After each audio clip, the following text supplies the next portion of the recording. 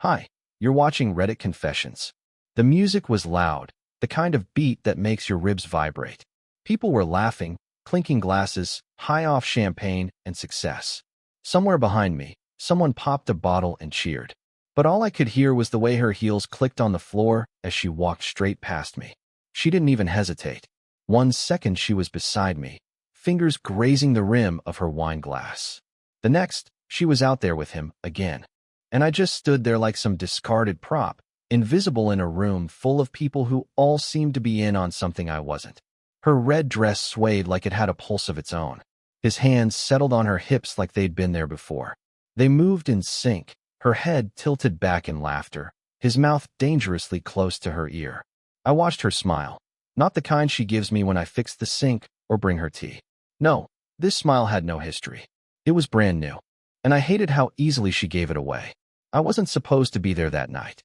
She told me it was just a corporate party and no plus ones this year. Said she didn't want me to feel awkward. Said it would be boring. But something in her tone felt off. So I showed up anyway. Quietly. No announcement. Just curiosity with a suit on.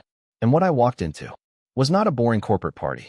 It was a parade of polished lies and stolen glances. A place where wedding rings were invisible and loyalty was optional. She didn't see me at first. Or maybe she did and didn't care. She was too busy being adored. Too busy being someone I didn't recognize. When the song ended, she brushed her hair behind her ear and lingered. Their hands stayed touching longer than they should have.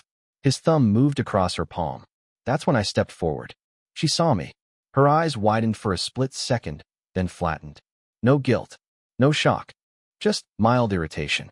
Like I'd interrupted something important. I leaned in close. Not loud. Just enough so she could hear me over the bass. If you go back out there and dance with him again, we won't be having the same talk later. She blinked. And then, God help me, she smiled. Like I was being dramatic. Like I was some fragile thing to be managed, not a husband to be respected. She didn't answer. Just turned her back and walked toward the bar. Not toward me. She walked away from me like I was a bad smell in the room. Like the man she came home to every night didn't matter at all under those dim lights and whispered lies. I stood there frozen, trying to process whether what I'd just said even registered with her. I thought maybe I'd said it too quietly. Maybe the music swallowed my words. But the truth is, she heard me. She just didn't care. The moment her heels clicked against the polished floor, it was like an answer I hadn't asked for. That smug grin she gave over her shoulder? That was her reply. And it burned. God, it burned. I didn't follow her immediately. I stood in the same spot for almost a full minute, staring at the crowd, trying to spot her again. I thought she'd gone to the bar, but when I finally moved through the crush of bodies and champagne flutes, I couldn't find her. Not at the bar. Not at her table. Not anywhere. It was like she vanished. That sick feeling crept into my throat again. The same feeling I had last month when she left her phone on the kitchen counter and I saw a V light up with a heart emoji. I asked her then, and she rolled her eyes. Said it was a group chat nickname, venture team, or some ridiculous excuse like that. I believed her because I didn't want to be that husband. You know, the suspicious one who ruins everything. I should have been that husband. When I finally pushed open the side door that led to the back garden patio, I saw them. Her and Vance. I didn't know his name then, but it wouldn't matter. He had that same cocky posture, hands in his pockets, standing just close enough to touch her, but far enough to make it look harmless. She was laughing at something he said. Laughing so easily. The kind of laugh she hadn't given me in months. I froze again. I always freeze. I think that's my curse. I feel everything, but I move too slowly. They didn't notice me right away. I just stood there, hidden by one of those tall outdoor heaters, watching them like some spineless detective in my own marriage. When he finally reached out and brushed a hair behind her ear, I stepped forward. Loudly. On purpose. I needed her to know I was there. I needed her to flinch. But she didn't. She turned her head slowly, like I was just another inconvenience, like the waiter had brought the wrong drink. She looked at me the way someone looks at an empty plate. Useless. Lowell, she said, calm as a lake. You shouldn't be here. That line hit harder than I can explain. I clenched my jaw so tight I thought something might snap. Then tell me right now. I said. Tell me what this is. Tell me why you keep disappearing at every event. Why you keep lying about late meetings. Tell me who he is. Vance. Yes, she finally said his name. just smirked. Didn't even pretend to back off. And Dana? She took a step toward me like she pitied me. You're blowing this out of proportion, she whispered. It's just dancing, lol. It's harmless. Stop making a scene. I could feel my hands shaking. Not from anger. From shame. Shame that I let it go this far. Shame that I still wanted to believe her. Shame that I came to this party hoping to win back something that had clearly already been handed to someone else. I took a deep breath. My voice broke when I said it, but I meant every word. You do this again, and I'm done. No talk. No crying. No explanations. Just gone. She looked at me for a long moment, and then she reached for Vance's hand. The most humiliating part wasn't that she reached for his hand. It was how casual it looked. Like it was rehearsed. Like this was already normal for them. Some twisted ritual I'd been too naive or too pathetic to see. Her fingers slid between his like they'd done it 1,000 times before, like my outburst was just background noise to their perfect little evening. And the way he looked at me, it wasn't smugness anymore. It was indifference. He didn't see me as a threat. He didn't even see me as her husband. Just some sad guy who showed up uninvited and got in the way of their fun. I didn't speak. I couldn't. My mouth was dry. My throat was closing. My hands were trembling, and the heat in my face made everything around me blur. I must have looked pathetic, red-eyed, broken, the kind of man you see crying in his car in a parking lot. That's who I was now. I wasn't Lowell the good husband, the helper, the fixer, the bringer of flowers on Tuesdays for no reason. I was just the guy she used to love. Maybe. Dana didn't let go of him, not even when I turned and walked back through the patio doors. That silence behind me said everything. She didn't follow, didn't call my name, didn't try to explain or even soften the blow. That part stung more than anything. She didn't even bother pretending to be ashamed. I walked out of that building like I didn't matter. And maybe I didn't.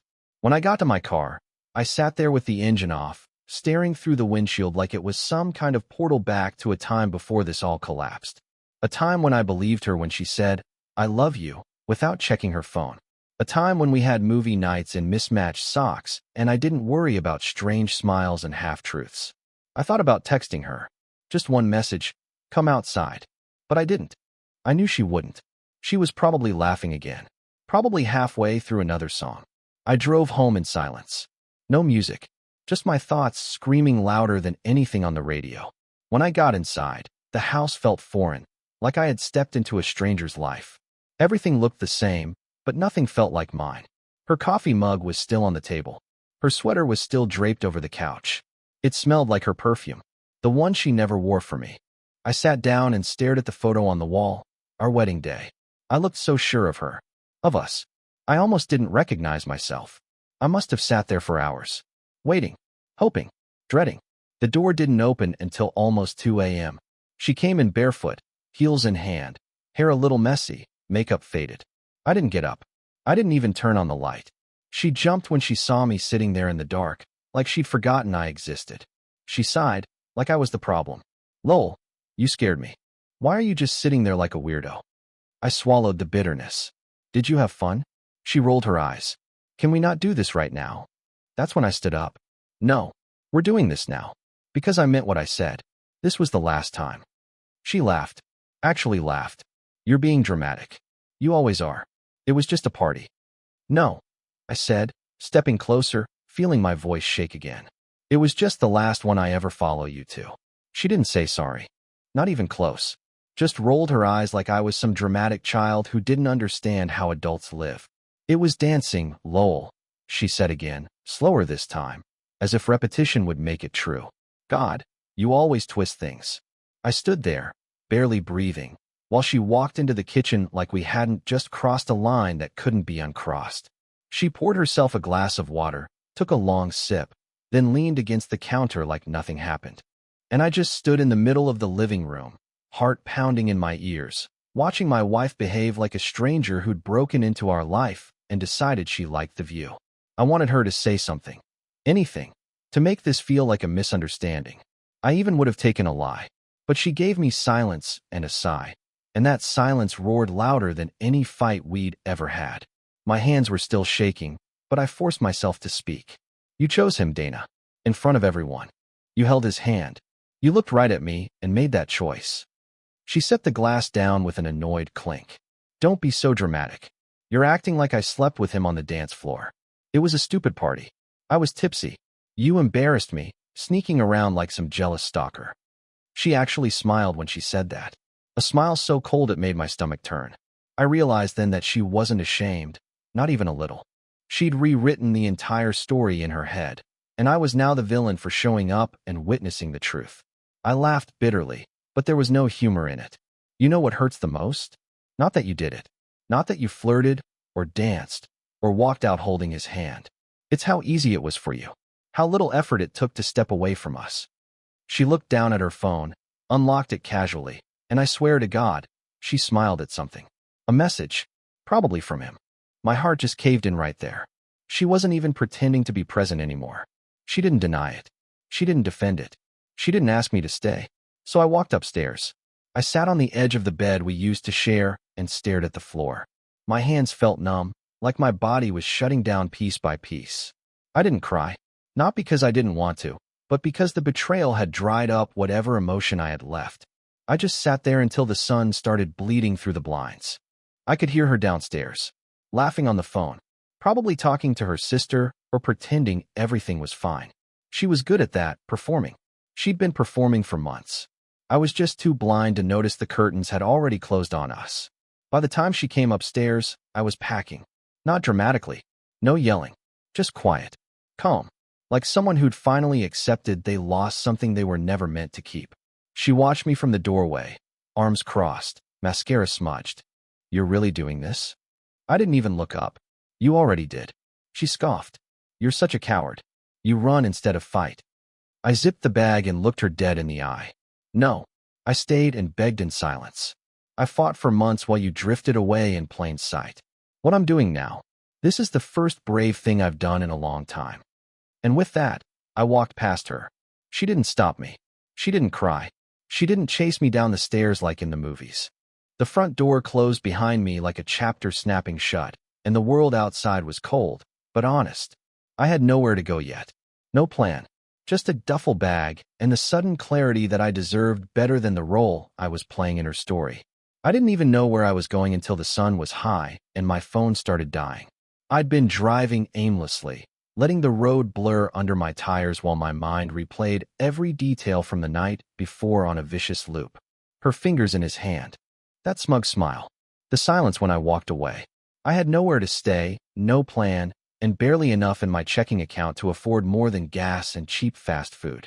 Still, sleeping in the car felt less suffocating than sleeping next to someone who looked at me like I was an inconvenience.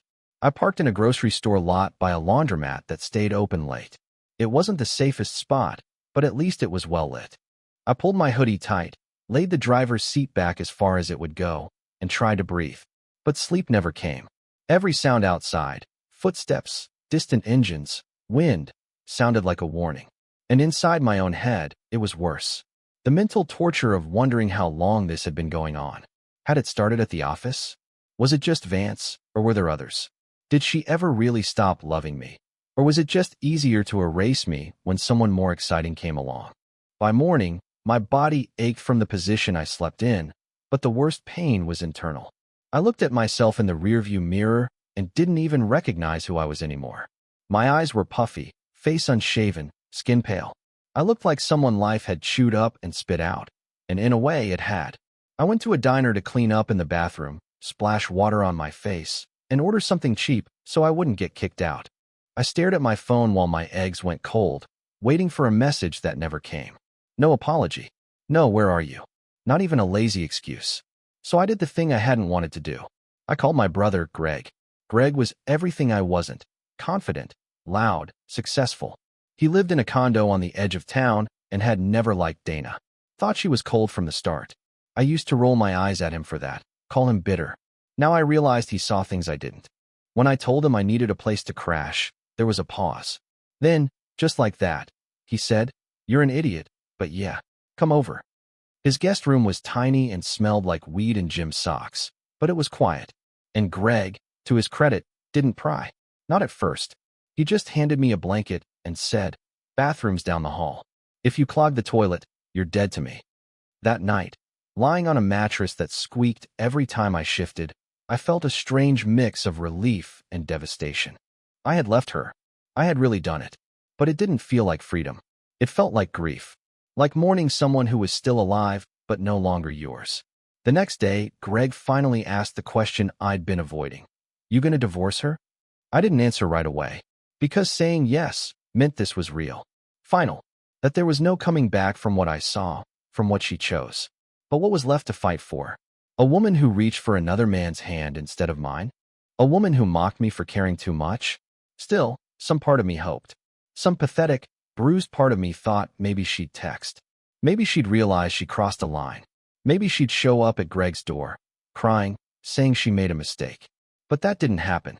2 days passed. Then 3. Nothing. Until the 4th day. That's when she finally texted me. 3 words. No punctuation. Can we talk? No apology. No explanation. Just that. And I stared at those words, wondering if she meant reconciliation or damage control. Because the truth is, I wasn't sure which scared me more, her not wanting me back, or her wanting me only when she thought she'd lost control. I stared at that message for over an hour. Can we talk? No. I'm sorry. No explanation, not even a question mark. It wasn't a plea. It was a tap on the glass, like someone checking if the dog they left outside was still waiting by the door. And like a fool, I was. I wish I could say I ignored it. That I stood up, deleted her number, blocked her face from my memory. But I didn't. I just sat there on the edge of Greg's awful couch bed, phone in hand, waiting for my dignity to kick in. It never did. Instead, my thumbs betrayed me. When her reply came fast. Now? I can come by? Greg wasn't home, thankfully. He was out on some date with a girl who called herself Moon. And I didn't have it in me to ask. I just knew I didn't want her to come there, into the one space where her perfume hadn't soaked into the furniture. So I said, I'll meet you. Same park as last summer. We'd gone to that park during better days, when we still held hands without thinking. When she'd lean her head on my shoulder and complain about her boss, while I pretended to care about office drama, just to keep her talking. That place had memories I hadn't touched since things went cold. Maybe I thought meeting there would bring out something human in her again. Maybe I just wanted to be close to something that used to feel like love. I got there first. Of course I did. I sat on the same bench where she once said she wanted kids someday, though she'd later deny she ever meant it. I watched joggers pass by, dogs chase frisbees, a couple argue near a stroller, and every scene looked more stable than what I had become. Then she appeared. She wore sunglasses, even though the sun was already dipping. Her walk was confident, but her expression was unreadable. She sat beside me without a word, like this was just another Tuesday. I didn't expect you to reply, she said finally. I almost didn't, I answered. My voice cracked a little. I hated that. She didn't look at me, just stared out at the small lake like she was in a movie. I've been thinking. About us. About everything. I waited. I wanted her to say the words. I cheated. Or even just, I was wrong. But she didn't. You overreacted, she said instead. Just like that. Like the whole thing had been a misunderstanding at a dinner party, not the emotional decapitation of our marriage. I blinked. You held his hand. You didn't come after me. You didn't even ask where I went. She turned toward me, finally lifting her sunglasses to rest on her head. Her eyes were dry. Too dry. I needed time. To do what? I asked. Decide whether I'm worth more than another dance. She scoffed, then laughed, actually laughed. This is exactly what I mean. You're always in your head, lol. Always imagining worst-case scenarios. Reading into every look. Every word. And you think I imagined you flirting with him? Leaving with him? It wasn't like that. Then tell me how it was. She paused. Her jaw tightened. And I swear I could see her calculating which version of the truth would cost her the least. Finally, she said, it was emotional. I won't lie, but it wasn't physical. I swear. That word, emotional, stabbed deeper than anything. Because that's what I had given her. All of me. And she'd given that part to someone else. The body was just geography. The betrayal started long before the dance. I stood up, slowly. My legs felt weak, like I'd been sitting in ice water. You didn't come here to apologize, I said. You came here to manage me. To make sure I don't ruin your narrative. I'm not going to explode, Dana. I'm not going to out you to your friends. I'm not going to embarrass you at work. But I'm also not coming home. Her eyes finally broke. I saw it, the flicker of panic. The reality setting in that I wasn't bluffing this time. Lowell, wait. But I didn't. I walked away. No anger. No tears. Just finally, silence. I didn't go far after I left her sitting on that bench. I sat in my car just across the street, gripping the wheel like it was the only thing keeping me from falling apart. I don't know why I didn't drive off immediately. Maybe some sick part of me wanted to see if she'd follow. Maybe I wanted her to chase me just once, to run after me, breathless, tears in her eyes, begging me to come back. But that never happened. She just sat there, on that same bench, scrolling through her phone like she was killing time between errands. And that was the moment it hit me. She wasn't heartbroken. She wasn't even rattled. I had left the marriage days ago. She had left it months ago. The next morning, I started looking for apartments. Not because I had the money. Greg had already lent me more than he should have. But because I knew that if I didn't act fast, I'd find myself sucked back in. I'd already rehearsed too many excuses in my head. Maybe she didn't mean it. Maybe it was just a phase. Maybe I was too sensitive. I had to move. Not just physically, but emotionally. And fast. That same afternoon, Dana sent me a voice memo.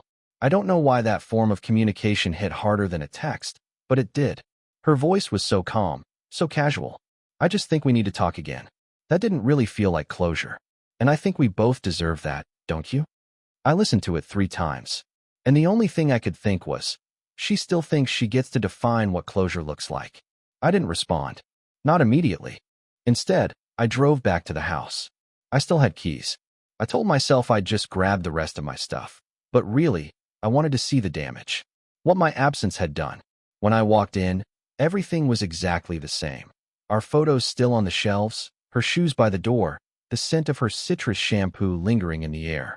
You'd never guess that the man who once lived there had vanished for a week. But what really gutted me was the fridge. She hadn't thrown out my food. My leftovers were still in their containers, unlabeled, untouched. The orange juice I'd bought was still half full. I stood there, staring at that fridge door, thinking about how absurd it was to miss someone while knowing they didn't miss you at all. She hadn't erased me. She just left me paused. I packed in silence. Took only what I needed. Left the rest. Clothes, charger, a few books. The wedding photo? I let it fall flat on its face in the drawer. She could keep the fantasy. I was done with it. When I got to the front door, she was there. Like a ghost. I hadn't even heard her pull up. She looked surprised to see me. "You came back," she said. That voice. Half hope, half accusation. I didn't smile. Just grabbing my stuff. She stepped forward. "Lowell, can we please talk without all this tension?" I looked at her, really looked at her. For the first time in years, I saw her not as my wife, but as a woman who'd been living a separate life while pretending to share mine. I let out a slow breath. "You want closure? Fine. Here it is." I opened the front door wide. Everything you said and didn't say, every time you chose silence over truth, every moment you made me feel small, I remember it. I lived it. And now, I'm finally walking away from it. She flinched, just slightly. "You're being cruel." "No," I said softly. "I'm just finally being honest." And I stepped outside, not looking back, not even when I heard the door close behind me. Not even when I thought I heard her start to cry. Because I didn't need to know if she regretted anything. For once, I only cared about what I was walking toward. It's strange how healing doesn't arrive with fireworks or some grand moment of realization. It happens in whispers. It happens when you wake up and realize you didn't check your phone hoping for her name. It happens when the ache in your chest doesn't hit you before your alarm. That morning, just over 2 weeks after I walked out, I opened my eyes in my tiny studio apartment, and for the first time, I didn't miss her. There was no guilt, no pressure, just quiet. Peaceful, unremarkable quiet. I made coffee, the cheap kind. Drank it black because I forgot to buy creamer. I looked out the window at a street I didn't know well yet, filled with people I'd never met, and I felt something I hadn't felt in months myself. Not the version of me that bent over backward to be enough.